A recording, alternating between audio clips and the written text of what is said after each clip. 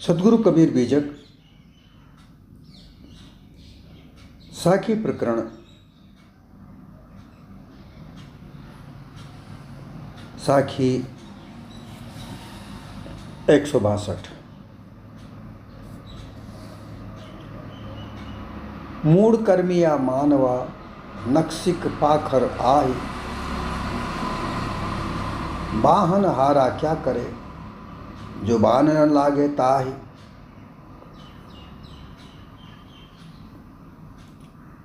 इस साखी के द्वारा सद्गुरु कबीर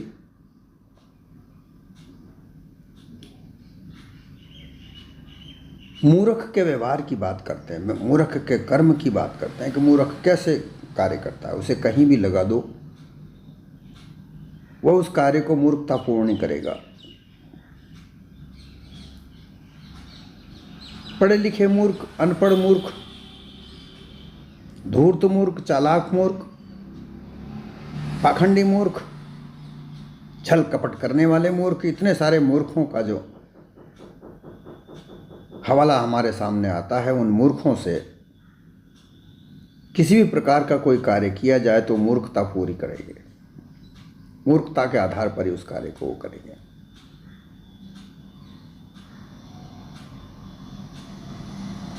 यहां तक कि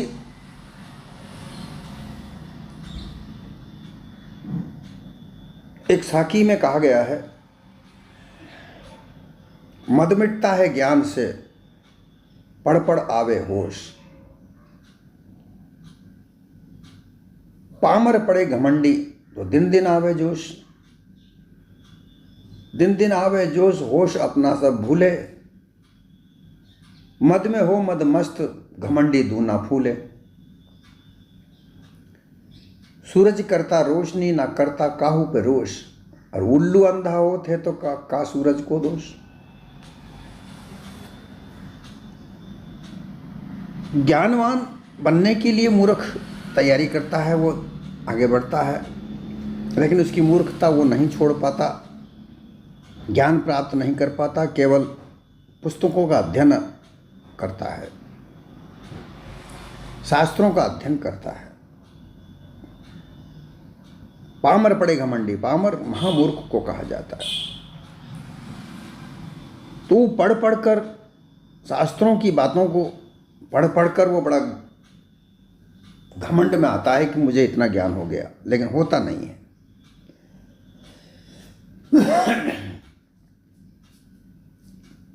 उसे उस ज्ञान का जो उसने पुस्तकों से पढ़ी है, उस जानकारी का, मात्र जानकारी होती है, उस जानकारी का घमंड उसे चढ़ता है।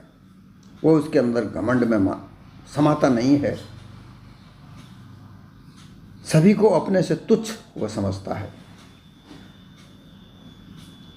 उसे उस जानकारी का जोश आता है, दिन दिन उसका जैसे जैसे उसकी जानकारी बढ़ती जाती है वैसे वैसे उसको वो जोश आता रहता है, और उस जोश में जो अपना होश है वो भूल जाता है। अर्थात उसका व्यवहारिकता होती है, वो उसे भूल जाता है। जिस प्रकार से सूर्य उदय होता है, सारे संसार को रोशनी देता है, परंतु उस रोशनी के फैलते ही उल्लू अंधा हो जाता है, तो इसमें सूर्य का क्या दोष है। इसी प्रकार से उस ज्ञान का, जिस पुस्तक को पढ़कर उसने जो जानकारी इकट्ठी की है, उसका दोष नहीं है। उस मूर्ख का ही वो दोष है कि वो उस मूर्खतापूर्ण उस पुस्तक के जानकारी को उसने इकट्ठा कर लिया, जान लिया, परंतु उसको धारण नहीं किया, वो अपनी मूर्खता को नहीं त्यागा। ऐसी ही स्थिति के बारे में ये साखी साहेब कबीर की वर्णन करती है कि मूढ़ कर्मिया मानवा, जो मूर्ख होते हैं उनको कहीं भी किसी भी जगह पर काम पर लगाया जाए, किसी भी तरह के काम पर लगाया जाए, वो मूर्खता पूर्ण नहीं करेंगे, क्योंकि उनके नक सिक पाखर आही। इसमें एक उदाहरण आता है कि जिस तरह से लड़ाकू सैनिक लोग जो होते हैं, राजा महाराजा अपने सैनिक बनाते हैं और उन सैनिकों के लिए तरह तरह के शास्त्रों को चलाने की उनको विधिवत तैयार करते हैं और फिर उनके मारना, काटना, लड़ना, यही उनकी भेद, यही उनका लक्ष्य कर दिया जाता है कि आगे हर राजा महाराजा अपनी सैनिक सेना बनाता था। राजा आपस में लड़ते थे, अपनी राजनीतिक स्थिति को के आधार पर सेना लड़ती थी। आपस में सेना में एक दूसरे को काटना, मारना, लड़ना, भिड़ना, यही उनका लक्ष्य होता था। और उन सैनिकों को हाथी, घोड़े, हथियार ये सब दिए जाते थे और साथ में उनको बख्तर दिए जाते थे। नक्सिक पाखर आए, पाखर यानी बख्तर, लोहे के बारीक जाली के बने हुए उनको बख्तर पहनाए जाते थे ताकि उनके शरीर पर कोई तीर का असर न हो। कोई तीर उन पर मारे तो बख्तर उनके शरीर में उस तीर को ना चुभने दे।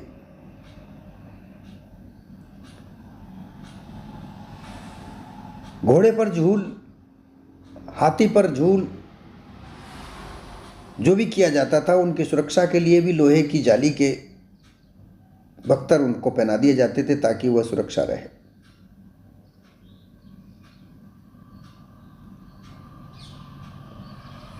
इस तरीके से बनाकर के वो सेनाओं को तैयार करते थे ताकि दूसरी सेना के हथियारों के वार उन पर असर न करे और केवल उनको यह सिखाया जाता है कि भाई तुम वार करो, मार काट मचाओ। जो घोड़े पर बैठने वाले होते हैं, जो घोड़े पर बैठकर युद्ध करने की कला सीख जाते हैं, उनको घुड़सवार कहते हैं। जो हाथी पर बैठकर युद्ध करने वाले बड़े योद्धा होते हैं, उनको हाथी दिए जाते हैं। और जो पैदल चलने वाले लोग हैं, जो पैदल चलकर अस्त्र शस्त्र का वार करके मारकाट मचाते हैं, वो पैदल चलते हैं। इस तरीके से राजा महाराजा अपनी सेनाओं का निर्माण करते थे।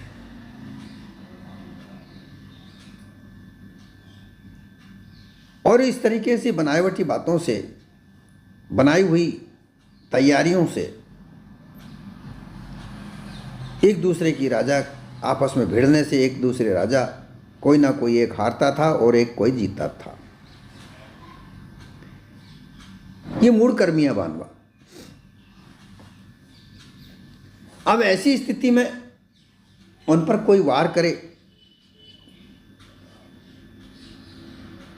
तो वो जो बख्तर पहने हुए होते हैं जालीदार लोहे के, उनकी सुरक्षा के आधार पर उनके कोई भी अंग में तीर या भाला या किसी अस्त्र शस्त्र का वार उनके शरीर पर कोई असर नहीं करता। वो उनका कवच उनको रोक लेता है और वो क्या समझ लेते हैं कि हमारे ऊपर कोई असर नहीं हुआ, क्योंकि वो कवच ने उनकी रक्षा की, सुरक्षा की। वो कवच के कारण से ही उनको बाण नहीं लगा, भाले का वार नहीं लगा, तलवार का, सांग का उन्हें वार नहीं लगा, उनके अंग में घाव नहीं लगे। तो इसमें जो वाहनहारा अर्थात जो तीर चलाने वाला, भाला चलाने वाला, अस्त्र शस्त्र चलाने वाला, वो क्या करे? उस शरीर पे, उनके शरीर पर बाण न लगे, तलवार का घाव न लगे, भाले का वार न लगे, तो उसको वो चलाने वाला क्या करे? क्योंकि उसने बख्तर जो पहन रखा है, उस बख्तर के आधार पर, उस बख्तर की वजह से उसके शरीर में किसी प्रकार के शस्त्र का घाव नहीं लग रहा है। इस बात को सद्गुरु कबीर ये सामने के दृश्य को देखकर आध्यात्मता को समझाने का प्रयास करते हैं कि मूढ़ महाज्ञानग्रस्त मूर्ख, हठी सटी पक्षपाती। अमूर्खों में कौन कौन? महाअज्ञानग्रस्त मूर्ख, हठी सटी पक्षपाती, विषयासक्त, सारा सार को न समझने वाले ऐसे मूढ़ मनुष्य मिथ्या मानिंदी बना बना करके और उनको अपने आप में मान करके खानी और वाणी दोनों जाल में उलझ करके अनेक प्रकार के कर्मियाँ, मूढ़ कर्मियाँ, अर्थात जो मूढ़ गंवार जो कर्मियाँ हैं, जो कर्म कांड के अंदर फंसे हुए हैं, अनेक प्रकार के कर्म अकर्म करते रहते हैं, संसार विषय वासनाओं के प्रपंच में लगकर कार्यों में लगे रहते हैं, जिसमें चोरी, हिंसा, व्यभिचार, ठगाई, मिथ्या भाषण इत्यादि अनेक कर्म हैं। इन मूर्खों के कितने कर्म कहे जाते हैं?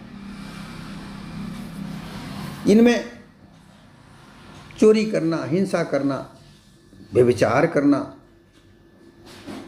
ठगाई करना,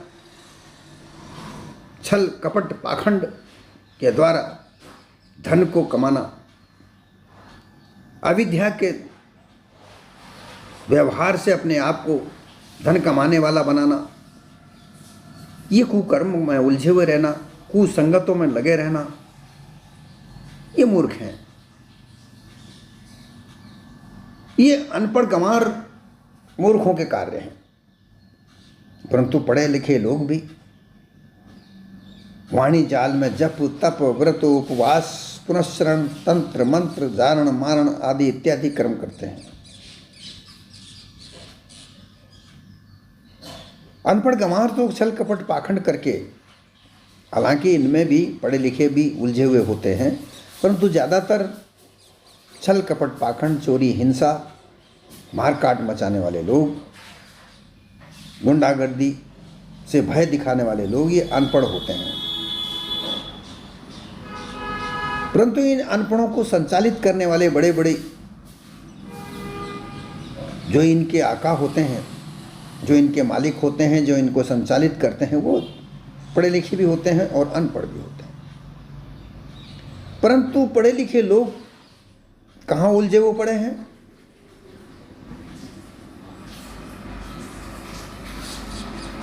वो वाणी जाल में पड़े हुए हैं, जिसमें जप मंत्रों के विभिन्न प्रकार के जप करना, तप करना, तपस्या करना, व्रत करना, विभिन्न प्रकार के व्रत करना, उपवास करना, मंत्रों का पुनश्चरण करने के लिए होम इत्यादि करना, तंत्र मंत्र, जारण मारण इत्यादि के तंत्र मंत्र को सीखना, ये अनेक मनमाने कर्म करते रहते हैं। इसलिए उनके पैरों से लगाकर नाखून अर्थात पैर के नाखून से लगाकर सिर तक, शिखा तक, स्थूल से सूक्ष्म और कारण तक, खानी से वाणी तक, पाखर, लोहे की झूल आवरणवत अर्थात महाज्ञानता का भ्रम, भूल का विकार, आसक्ति, मोह, ममता छाई पड़ी है।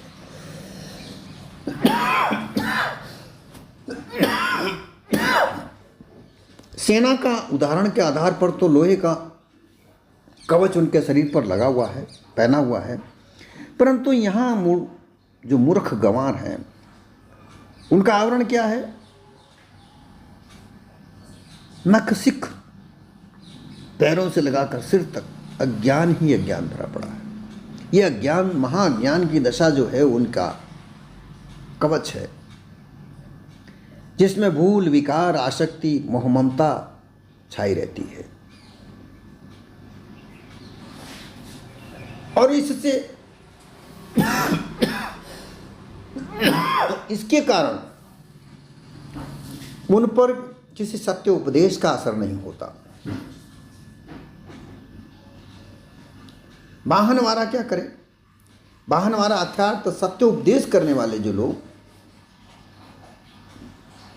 विचार करने वाले, पार की साधु गुरु, सत्य न्याय का निर्णय का उपदेश करने वाले लोग, वो सत्य उपदेश करते हैं, परंतु उनके यह अज्ञानता का कवच जो पड़ा हुआ है, उसके आधार से, उसकी वजह से उनको वो सत्य उपदेश असर्थकार नहीं होता। विवेक विचार बताते हैं, बोध देते हैं, परंतु उनको शब्दों के बाण, अर्थात सार शब्द रूप जो बाण है, वो कुछ भी उनको लगता नहीं है। क्यों? कि मूर्ख उस अज्ञानता दशा को, महाअज्ञान दशा को त्यागना ही नहीं चाहता। जो उसने महाअज्ञान दशा का कवच जो पहन रखा है, उसे वो त्यागना ही नहीं चाहता। वो स्वयं अपने आप को महाज्ञानी, महापंडित समझता है।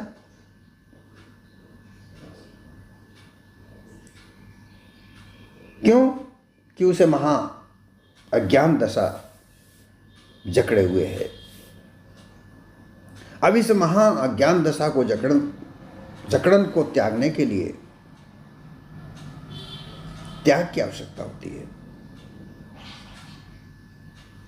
इस त्याग में, क्योंकि वो सारा अज्ञानता जो है वो राग, मोह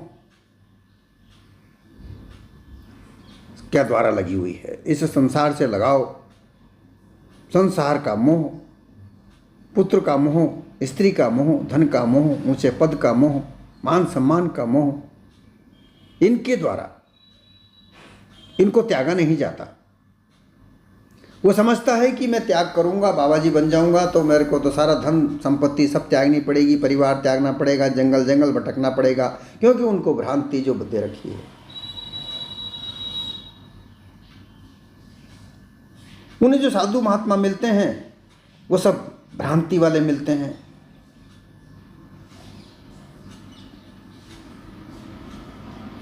कोई कर्मकांडी मिलते हैं जो ब्राह्मण है, यहाँ का गुरु ब्राह्मण होता है कर्मकांड का। वो तीर्थ व्रत में जाकर के जप तप व्रत उपवास पुनश्चरण बताता है, तरह तरह के देवी देवताओं की पूजा बताता है, कर्मकांड बताता है। फिर उपासना कांड वाले गुरु होते हैं, वो विभिन्न प्रकार के निर्गुण परमेश्वर की उपासना के लिए कई प्रकार की विधियां बताते हैं, कई प्रकार के यज्ञ हवन बताते हैं, बलियां बताते हैं। फिर योगी गुरु योग सिखाते हैं। फिर सन्यासी ब्रह्मज्ञानी। तो जो अज्ञानी व्यक्ति होते हैं वो इनको नहीं कर सकते। वो सोचते हैं कि अगर मैं, क्योंकि अज्ञान के आधार पर उनको मोह माया का जाल फंसा रहता है, उन्होंने जो कवच जो पहन रखा है उसे वो त्याग नहीं सकते। और इसी कारण से उनको सत्य यथार्थ क्या है ये भी जानकारी लेने में हिचक आती है, वो डरते हैं। अरे भाई, ये बाबा जी, ये साधु महात्मा हमको भी साधु महात्मा बना देंगे, हमें घर गृहस्थी त्यागनी पड़ेगी, मेरी सुंदर स्त्री है उसको त्यागना पड़ेगा, मेरा पुत्र है उसको छोड़ना पड़ेगा, ये मेरा धन कितना सारा पड़ा हुआ है वो उसको त्यागना पड़ेगा, मेरा ऊंचा पद कितना बड़ा पद है, मेरा कितना मान सम्मान है, ये सबको त्यागना पड़ेगा। भाई मैं नहीं छोड़ सकता। इस वजह से वो उसको त्याग नहीं सकते, क्योंकि वह उसने सत्य उपदेश सुनने का अपना इरादा ही नहीं बनाया, लक्ष्य नहीं किया, वो सुनना ही नहीं चाहता। सत्य न्याय का उपदेश उसे सुनने के लिए ये अज्ञान दशा रोकती है।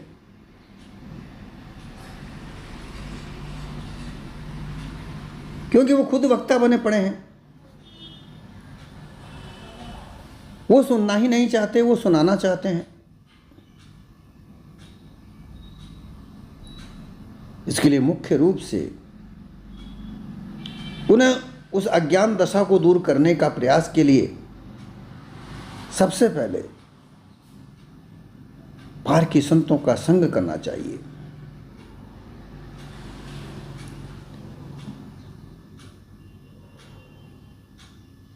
कर्मी, उपासक, योगी, ज्ञानी, इनका संग त्याग कर पारकी संतों का संग करना चाहिए। उस संग में मौन रहकर उनके वचनों को सुनना चाहिए।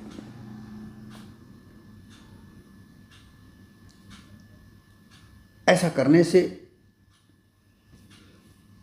धीरे धीरे अज्ञान दशा नष्ट होती चली जाएगी। ये अज्ञान दशा ने ही तो इस जीव को जड़ बना रखा है। इस अज्ञान के कवच ने ही तो उसे मूढ़कर्मी बना रखा है, जिसमें जड़ता है।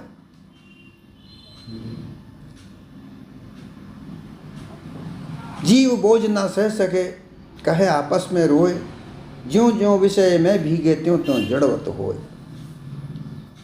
जहाँ ज्ञान दशा है वहाँ विषय का भोग असरदार होता है। उसे विषय की लालसा, कामना हमेशा बनी रहती है, क्योंकि इस विषय भोग से क्षणिक सुख मिलता है और इस क्षणिक सुख के बाद उसको हमेशा भोगों को, विषय भोग की इच्छा ही लगी रहती है और उसके लिए वह अपना हटता नहीं छोड़ता। वो हट लगाए रखता है कि मुझे शराब पीनी है, मुझे वेश्या के पास जाना है, जुआ खेलना है, चोरी करनी है, हिंसा करनी है। जो हिंसा कर्मी लोग होते हैं वो वही कार्य कर कर संतुष्ट होते हैं, परंतु फिर कुछ दिन के बाद फिर वह हिंसा करने को उतावले होते हैं। और जो लोग अपने दुश्मन या अपने विरोधी लोगों को जान से मारने का प्लान करते हैं, वो ऐसे ही लोगों को, जो अत्याचारी हत्यारे होते हैं, उनको पकड़ते हैं, उनको धन देते हैं और अपने विरोधी को समाप्त करवाते हैं, मरवाते हैं। ये व्यवसाय ऐसा ही चलता है, ये हटता है कि किसी विरोधी व्यक्ति को उसके विरोध को समाप्त करने के लिए उसकी बात समझी ना जाए, उसे समझाया ना जाए, परंतु उसकी हत्या कर दी जाए और वो ऐसे हत्यारे व्यक्ति से उसकी हत्या करवा देता है।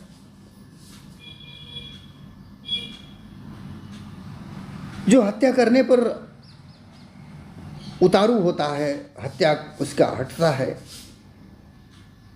ऐसा व्यक्ति सत्य न्याय के उपदेश को कैसे भला सुनेगा? वह सार विचार को कैसे अपने अंदर में उतार पाएगा?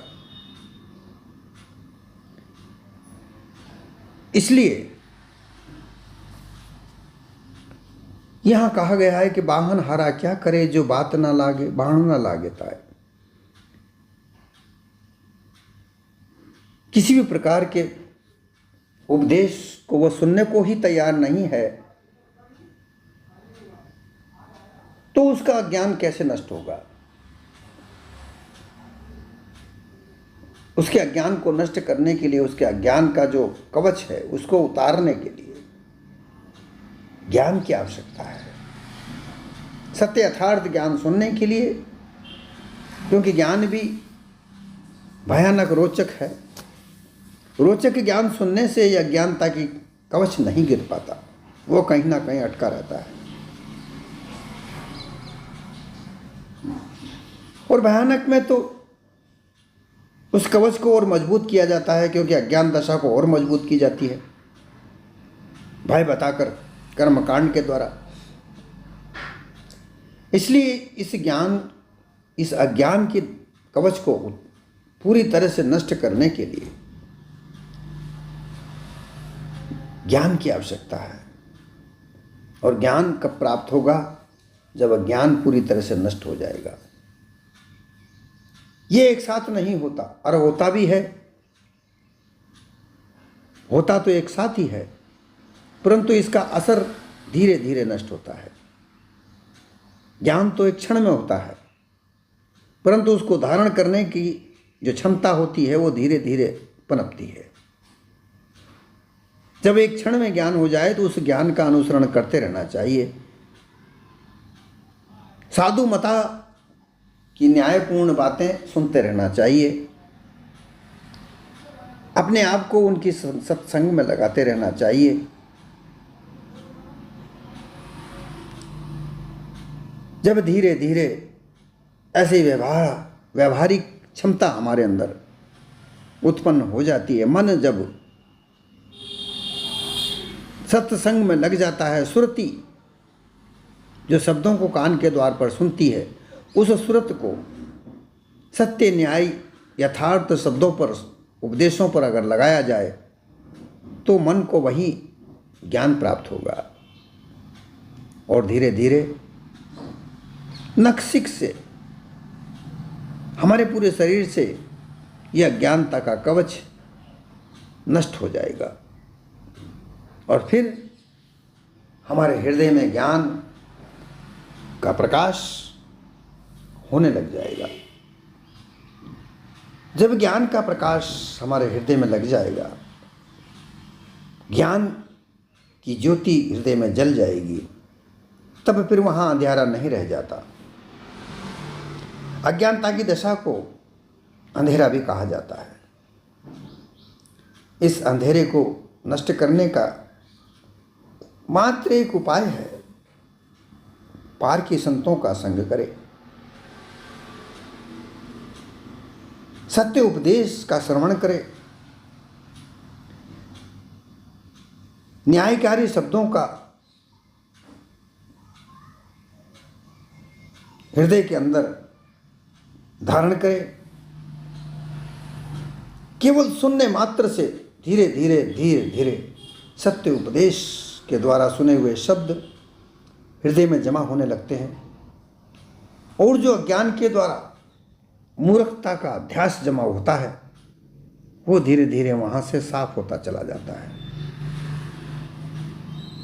जब पूरी तरह से साफ हो जाएगा तब वहाँ मूर्खता हटकर पांडित्यता आ जाती है, विद्वानता आ जाती है। फिर उस पर दया, क्षमा, सत्य, धीर, विचार ये उत्पन्न होने लगते हैं। और जब ये उत्पन्न होने लगते हैं तो यह जीव पशुआ कर्मों को त्याग कर हंस कर्मों को धारण करता है। हंस कर्मों को धारण करके अपने स्वयं की पहचान की ओर आगे बढ़ता है, और धीरे धीरे धीरे धीरे निज रूप की स्थिति को प्राप्त करता है, उसमें स्थित हो जाता है। और जब निज रूप में स्थित हो जाता है फिर इसे किसी प्रकार की अन्य जानकारी लेने की इच्छा नहीं रह जाती। ये निरिच्छा स्थिति को प्राप्त हो जाता है और जीवत मोक्ष को प्राप्त करता है। इसलिए सद्गुरु ने यहाँ कहा है कि जो महामूढ़ होते हैं, जब तक उनके पास महाअज्ञानता का कवच चढ़ा हुआ है तब तक सत्य उपदेश करने वाले, उनके उपदेश का असर उस महामूढ़ व्यक्ति पर असर नहीं कर सकता। और इस महामूढ़ व्यक्ति को महाज्ञान दशा का कवच को दूर करने के लिए उसे सत्संगत में लगना पड़ेगा, वैराग धारण करना पड़ेगा। जब तक वैराग इस संसार से राग मोह को त्याग कर वैराग दशा को प्राप्त न करे, तब तक ये निश्चित नहीं है, ये सुनिश्चित नहीं है कि उसे मूढ़ता का नाश हो जाए।